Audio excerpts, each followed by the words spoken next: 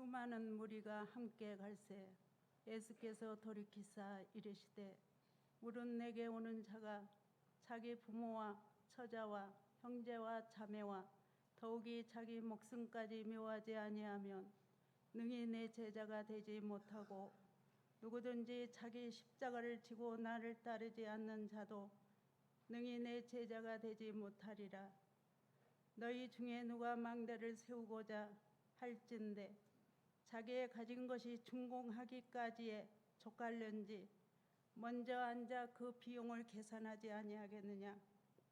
그렇게 아니하여 그 기초만 쌓고 능히 이루지 못하면 보는 자가 다 비웃어 이르되 이 사람이 공사를 시작하고 능히 이루지 못하였다 하리라.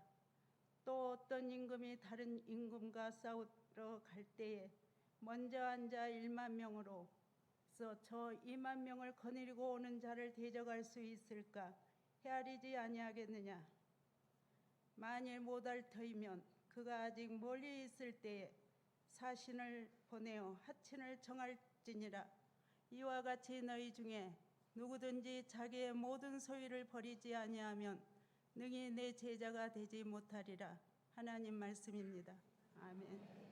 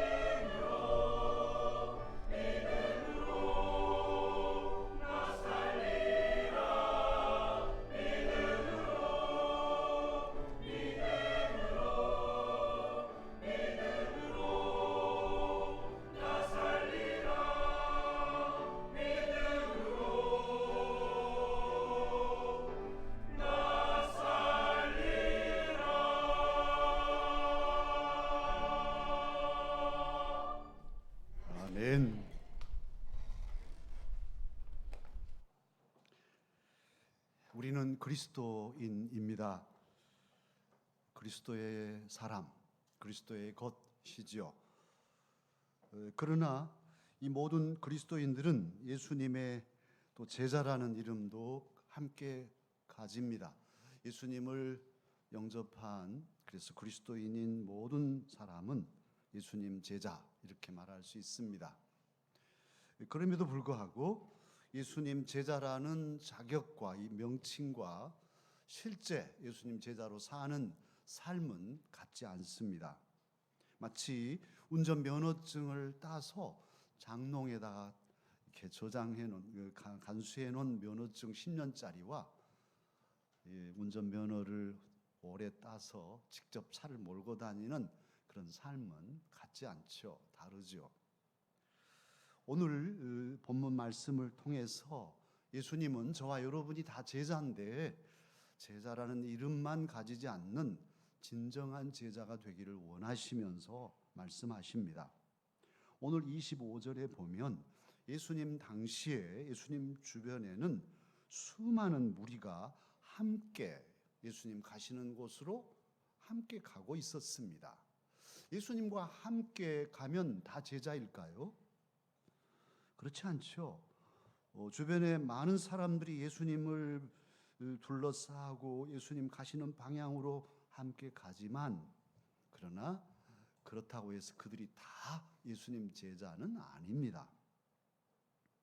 26절에 보면 예수님 말씀하시기를 무릇 내게 오는 자라고 말씀하시는데 예수님께 찾아오는 사람이면 누구나 다 제자일까요? 그렇지 않습니다. 예수님께 찾아오고 예수님과 함께 길을 가지만 예수님께서 원하시는 뜻을 실천하는 사람, 주 뜻대로 살아가는 사람, 바로 그가 진정한 제자일 것입니다. 그래서 오늘 예수님은 본문에서 주님의 뜻을 밝히십니다. 이렇게 해야 내 제자다 하고 말씀하시는 대목인데요. 26절에는 부모나 처자 그렇게 자식까지도 심지어 형제 자매 자기 목숨까지도 미워하지 아니하면 내 제자가 될 수 없다고 말씀하십니다. 오늘 어법을 보면요 모든 구절들이 부정어법으로 좁혀놓고 있어요. 그래서 예수님 제자가 되려면 하고 뒤집어서 생각해야 답이 나오도록 표현하고 계십니다. 강조하고 있는 것인데요. 부모, 형제, 자매, 자식까지 미워해야 예수님 제자가 될 수 있다는 강조를 말씀하시고 있어요. 예수님을 믿고 살아가려고 할 때, 제자의 길을 가려고 할 때 제일 먼저 방해하는 사람들이 있는데 바로 그 사람들이 가족이죠.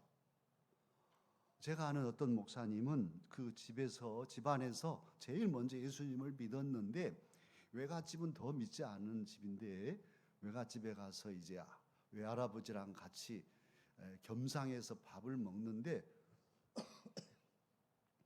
이제 밥을 먹기 전에 하나님께 기도를 떡 했더니만 외할아버지가 하시는 말씀이 야 이 녀석아 이 밥은 내가 차려줬지 하나님이 차려줬냐?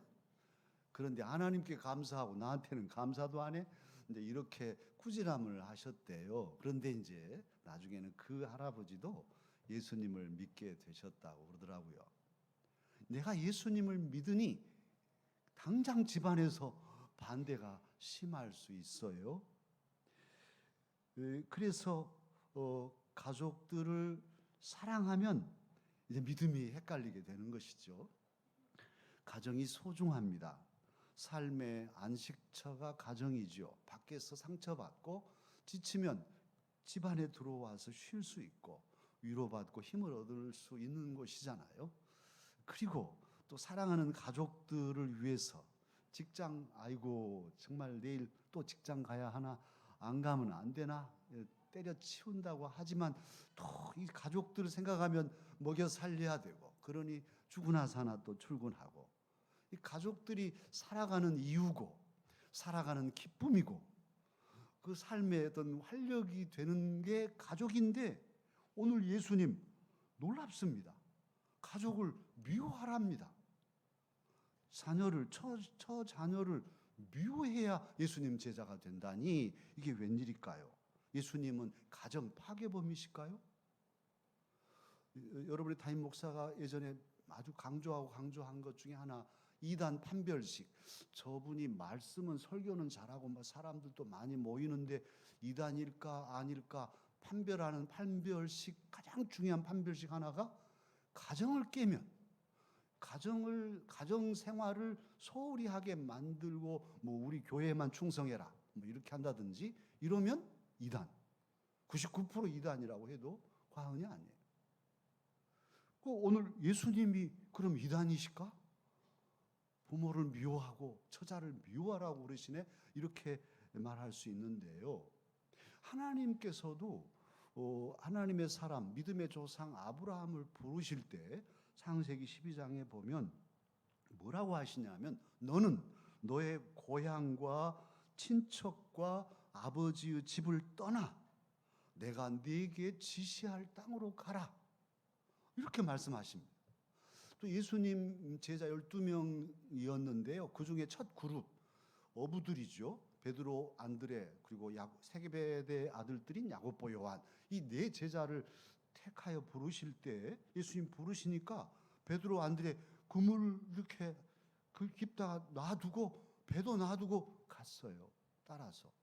야고보, 요한도 불렀더니 그냥 손 털고 옆에 아버지 계신데, 세베대 아버지 안녕히 계십시오 하고 버려두고, 성경에 보면 버려두고, 그물도 배도 아버지도 버려두고 예수님을 따라갔대요. 그래서 제자가 됐어요. 이걸 보면 예수님을 믿고 예수님의 제자다운 제자가 되는데 가장 첫 번 문제가 뭐냐 하면 인간관계의 문제고, 예수님께서 오늘 말씀으로도 보시면 우리가 생각할 것은 그 인간관계에서 우선순위를 정하라 하는 요구를 하고 계심을 알 수 있습니다. 기존의 인간관계가 예수님을 따르는 데 충돌한다면 선택하라. 무엇이 우선이냐? 이게 지금 주님께서 요구하시는 바입니다. 그러니까 오늘 부모를 미워하고 처자를 미워하고 자기 목숨을 미워하지 않으면 내 제자가 될 수 없다고 하시는 이 말씀의 기본 뜻은 무엇이냐?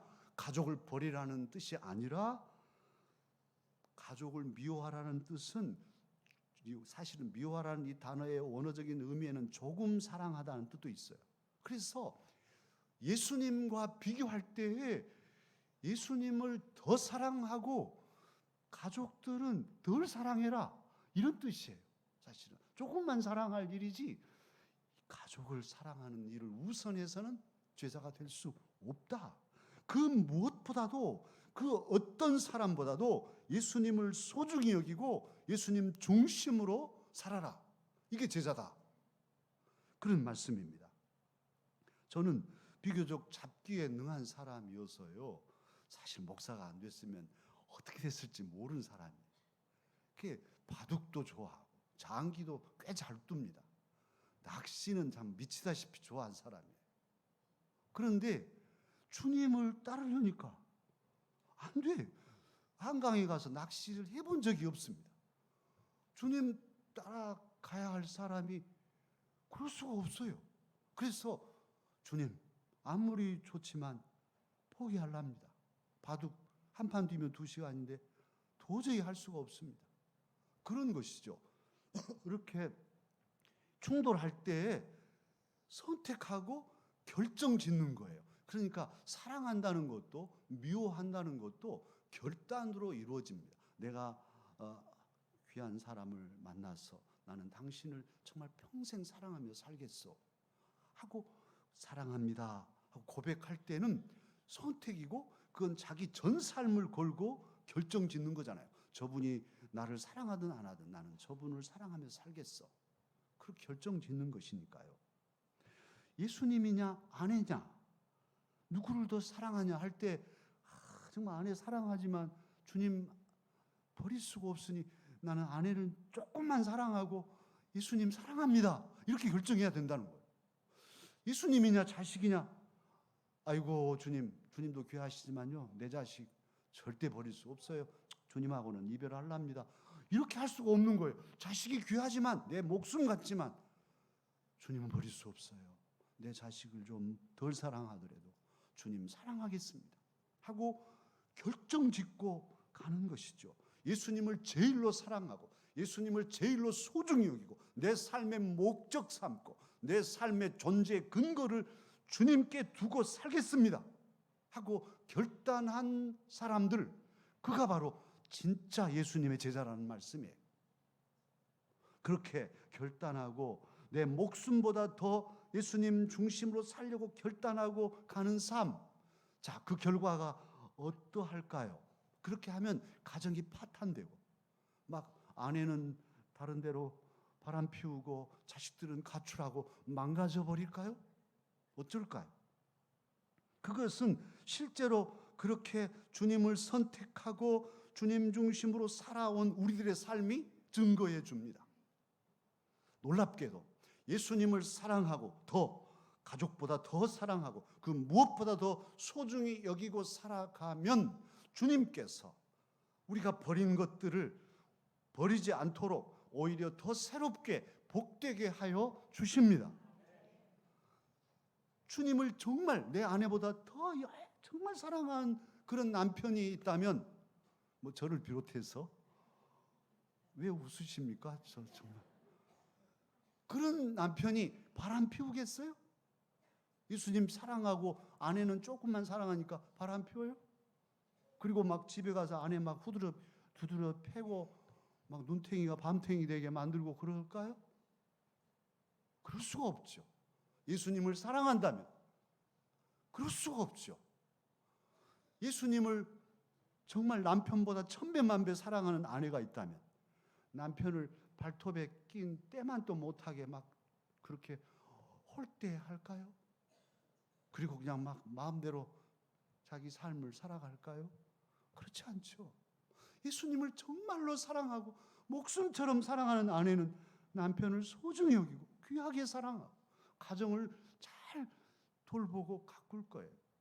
그 우선순위가 중요한 거예요. 오늘 주님의 말씀이 강조하는 바는 그런 우선순위를 말씀하시는 것이지 다 버려버리고 망가뜨려 버려라 그렇게 하시려고 말씀하신 게 아니에요. 정말로 주님을 사랑하는 그런 자녀는 부모를 공경합니다. 진짜로 자식을 사랑하는 부모는 주님을 더 사랑하여서 자녀를 건강하게 기를 수 있죠. 사실은 오늘날 한국의 부모들 폐해가 뭐냐? 자식을 너무 사랑하는 거예요. 그래서 아이고 아버지 어머니 자 그만 저만 사랑해 주세요 하는데 아니다 하고 몽땅 부으니까 이 녀석들이 그냥 사랑에 그냥 숨 막혀서 죽어버리네. 곡식을 기르면요, 이 녀석들이 이렇게 영양가가 부족하면 초록색 잎이 아니라 노란 이파리도 노랗고 대도 그냥 비틀거리고 작죠. 그래서 거기다가 이게 비가 살짝 올 때는 요소 비료라든지 이렇게 싹 뿌려주면 이것들이 파랗게 삽니다. 그런데 거름을 많이 줘버리면, 그러니까 거름을 많이 주면 막 대만 자라고 이파리만 무성하고 열매는 하나도 없을 웃자랄 수 있고, 진짜 많이 주면 녹아버려요. 살지 못하고 거름에 녹아가지고 없어져 버려요. 그런데 오늘날 부모들이 자녀를 사랑하는 모습들을 이렇게 살피면 그냥 자식을 녹여버려, 사랑으로. 이건 너무너무 무절제한 사랑이 자녀를 망칠 수 있어요. 우리가 예수님을 더 사랑하면, 자녀보다 더 사랑하면 분별력이 생기고 자녀에 대해서도 절제된 사랑으로 건강하게 바르게 사랑할 수 있으니 제자됨이 오히려 가족을 미워하고 덜 사랑하는 것이 아니라 진짜 사랑함이 될 것입니다. 주님은 그러한 의미로 나의 제자가 되려면 사랑하는 가족들을 미워하라, 덜 사랑해라, 조금만 사랑해라, 그리고 나의 중심으로 결단하고 살아야 한다 말씀하고 계십니다. 두 번째는 27절인데요. 27절을 우리 함께 읽어보십시다. 누구든지 자기 십자가를 지고를 나를 따르지 않는 자도 능히 내 제자가 되지 못하리라. 자기 십자가를 지고 나를 따르지 않으면 내 제자 되지 못한다. 반대로 말하면 꼭 자기 십자가를 지고 따라야 내 제자다. 지금 그런 말씀이죠. 예수님께서 이 십자가란 단어를 말씀하셨을 때 이 당시 우리하고는 다릅니다. 우리는 십자가 그러면 뭐 금목걸이 십자가도 생각나고, 뭐 제 책상에는 우리 박준 장로님이 깎아주신 나무로 깎은 십자가도 있고 그렇습니다. 그 장식품이고 액세서리가 될 수도 있죠. 그러나 예수님 당시에 십자가 말하면 그냥 사람들이 경기가 일어나는, 아이고 섬찟한 최악의 죄수들이 못 박혀 죽임당하는 사형틀이었으니까요. 예수님은 이 단어를 쓰십니다. 자기 사형틀을 짊어지고 나를 따라야 내 제자다, 이렇게 말씀하시니까요. 그리고 이 말씀을 하신 예수님께서도 당신의 십자가를 지셨어요. 그냥 져도 되고 안 져도 되는 게 아니라 꼭 져야 꼭 져야만 할 그런 사명, 그것이 당신에게는 있었죠. 그걸 향해서 집중해서 가시고, 그것도 짊어지실 때는 그냥 아이고 아버지 내가 그 짊어지 한다면 뭐 지죠, 뭐 2개는 못 찍었습니까? 이렇게 지는 게 아니라 겟셋마네 동산에 가셔서 제자들한테 나 지금 심히 죽게 됐으니, 고민하여 죽게 됐으니 나를 위해서 기도해 주라. 그렇게 하고 돌 하나 던질 만큼 떨어진 곳에 가서 핏방울이 너무너무 간절히 기도하니까 모세혈관이 터져가지고 피가 배어 나오도록 간절하게 아버지 이 잔을 좀 제게서 지나가게 하면 안 될까요?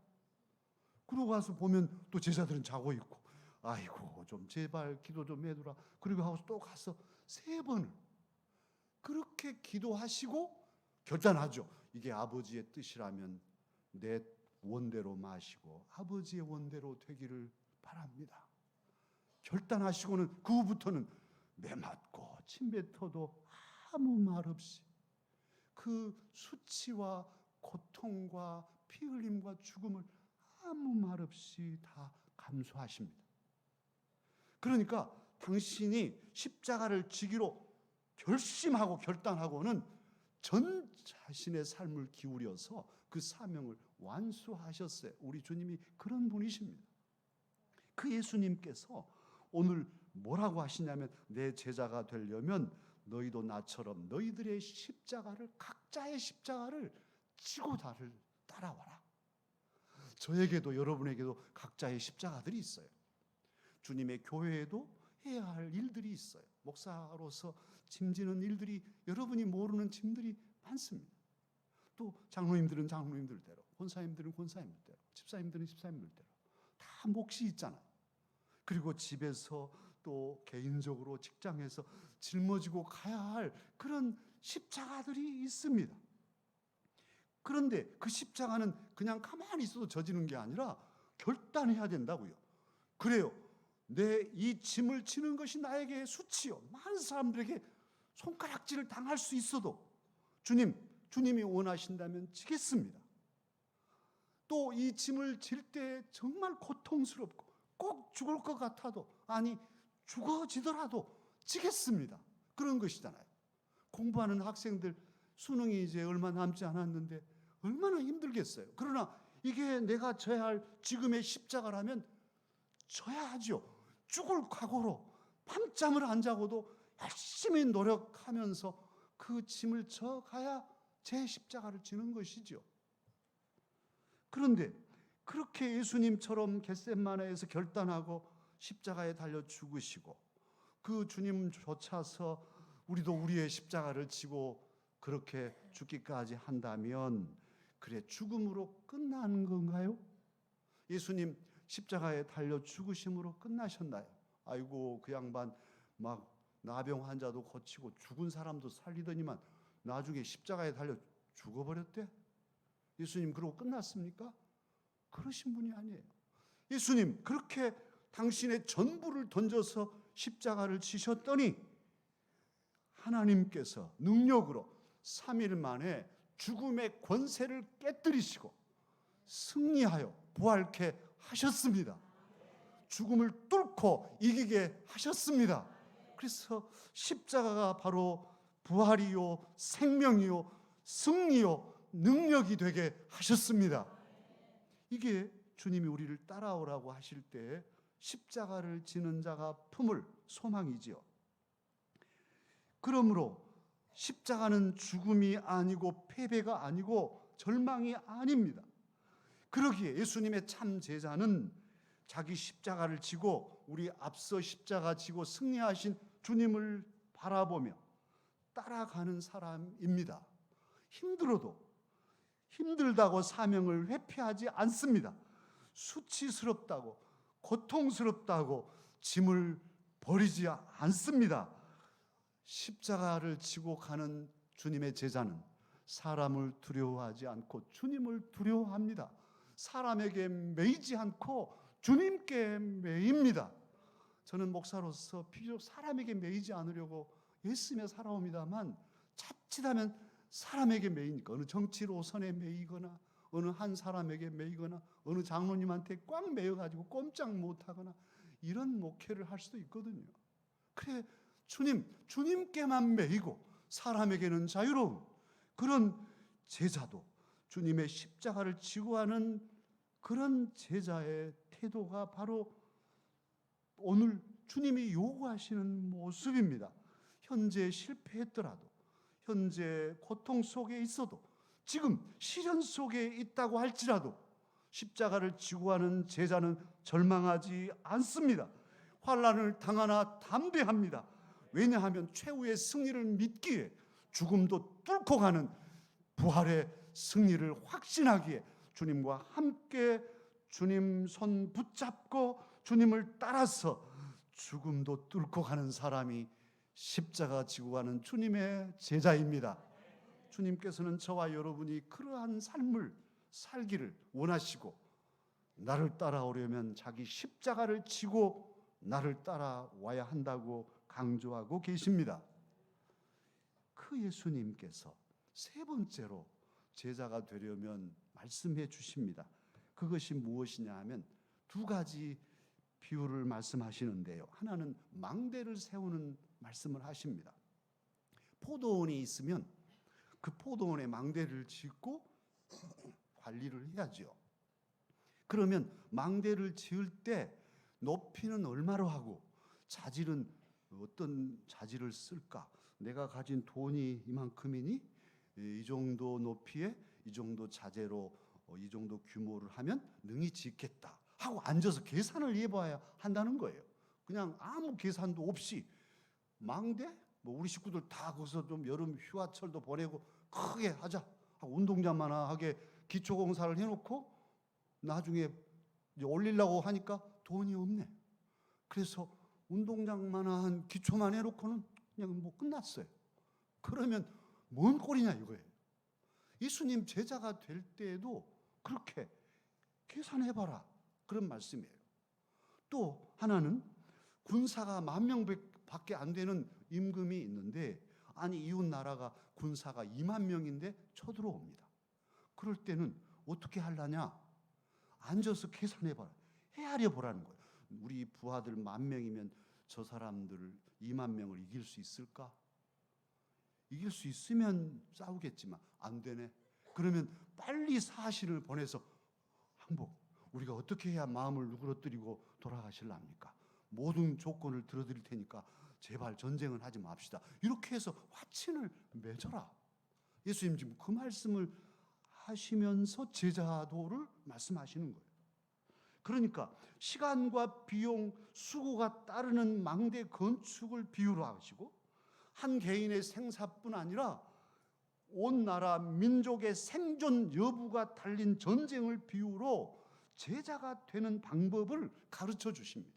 이 말씀 두 가지 비유를 조려서 꽉 짜면 어떤 말씀이냐면 계산해라, 헤아려라 그런 말씀이에요.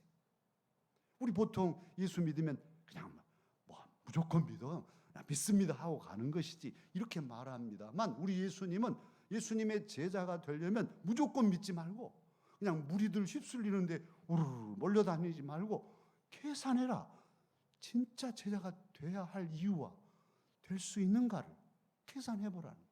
그래서 믿음과 이성을 조화시켜서 건강한 신앙으로 제자의 길을 가도록 요구하고 계십니다. 예수님의 제자가 되는 것은 망대를 건축하는 것처럼 그냥 쉽지 않게 자기의 전 가진 것을 가지고 이룰 수 있는 것을 타진하고 그만큼을 집중해서 이루어야 함을 말씀하고 있고, 특별히 예수님의 제자가 되는 것은 전쟁과 같은 것이니까요. 10,000명 병사로 어떻게 20,000명 병사를 이길 수 있겠습니까? 그러니 항복해야죠. 오늘 이 말씀이 저와 여러분에게 요구하는 것은 오히려 너희들이 내 제자가 되려면 항복해라. 너희들이 10,000명 부하를 가지고 나를 이길 수 있겠냐? 내가 부를 때 항복하고 전적으로 굴복하고 내게 와라. 지금 그런 말씀 같아요. 바울 사도님이 사도이기 전에 사울일 때에 예수님을 핍박했습니다. 예수님 믿는 사람들을 잡아다가 가두고, 스데반 집사님 같은 경우는 죽이는데 가편 투표를 하고 이런 사람이었어요. 그런데 다메섹을 가다가 정오의 햇빛보다 더 밝은 빛으로 주님이 나타나시죠. 사울아 사울아, 내가 어찌하여 나를 박해하느냐? 가시채를 뒷발질하기가 내게 고통이구나. 그렇게 말씀하셨어요. 아니, 말을 몰고 가는데 마부가 이렇게 채찍 끝에다가 가시를, 쇠로 만든 가시를, 또는 가시 진짜 꺾어다가 가시를 묶어서 쭉쭉 찌르면서 빨리 가라고 하는데 말이 싫다고, 나 가기 싫다고 뒷발질을 하면 누구만 아프겠어요? 가시가 아플까요? 가시채로 찌르는데 뒷발질하니 자기만 아프죠. 주님이 그렇게 말씀하십니다. 주님 누구십니까? 말에서 떨어져 가지고 그렇게 부르짖으니 주님 말씀하시죠. 나는 네가 박해하는 예수다.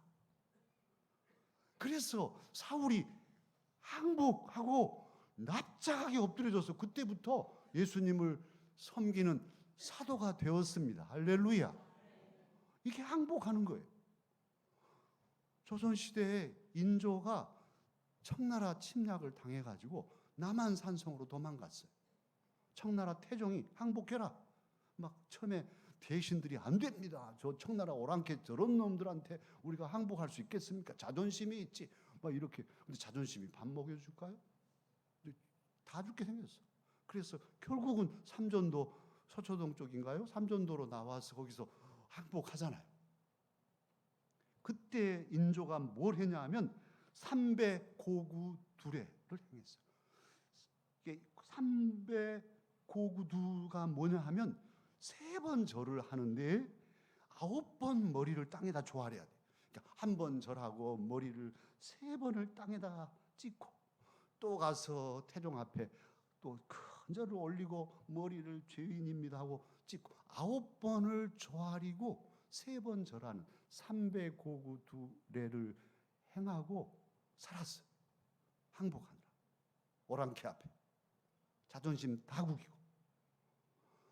그런데요, 사랑하는 강스가족 여러분, 우리 주 예수님은 오랑캐가 아니십니다. 만왕의 왕이십니다. 만주의 주이십니다. 우리의 구원자이십니다. 하나님의 아들이십니다. 그분 앞에 항복하는 일이 무슨 창피할 일이에요. 1000번도 10,000번도 기쁨으로 할 수 있는 일 아니에요. 주님, 제가 손들고 옵니다. 주님이 부르실 때, 얘야 이것 좀 해라, 못합니다. 그리고 괴롭고, 또 이렇게 해라, 못합니다. 맨날 반대하고 뒷발질하다 이제는 주님 포기할 수 없고 주님 앞에 항복. 이제 이리 가라 하시면 예, 저리 가라 하시면 예 하겠습니다. 항복하는 것이죠. 진정한 제자는 그렇게 항복함으로써 제자의 삶을 시작할 수 있다. 오늘 그 말씀입니다. 그래서 최종 결론이 33절이죠.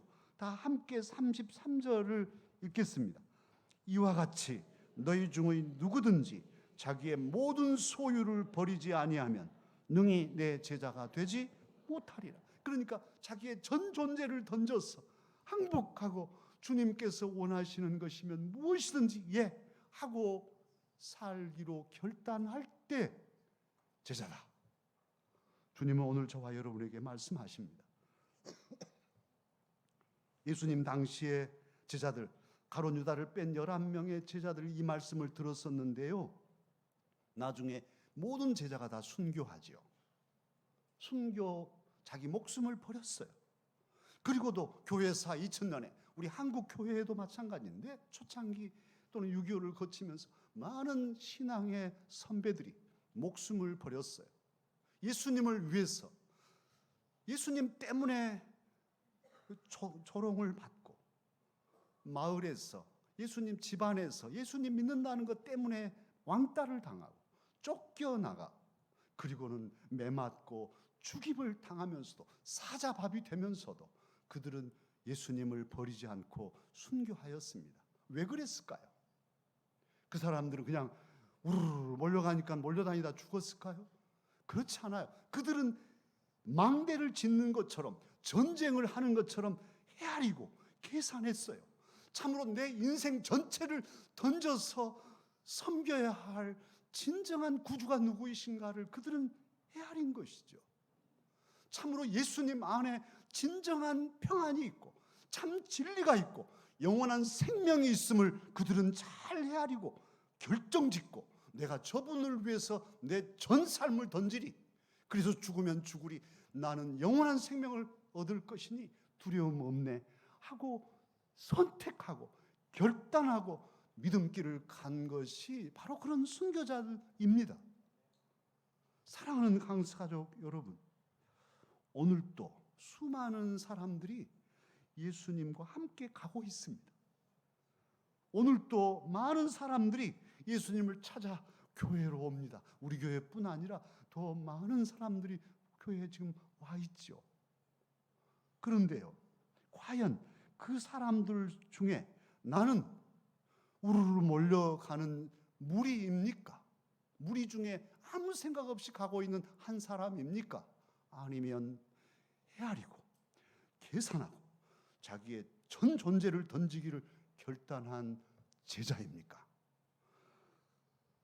나는 아무 생각 없이 몰려다니는 무리에 휩쓸려 있는 사람입니까? 아니면 영원한 생명이, 참 진리가, 참 평화가 예수님께 있기에, 진정한 가치가 예수님께 있기에 나는 나의 전 삶을 그분에게 드려 살겠다고 결단한 제자입니까? 오늘 저와 여러분이 삶으로 이 물음에 대해 대답하며 나아가야 할 것입니다. 기도하겠습니다.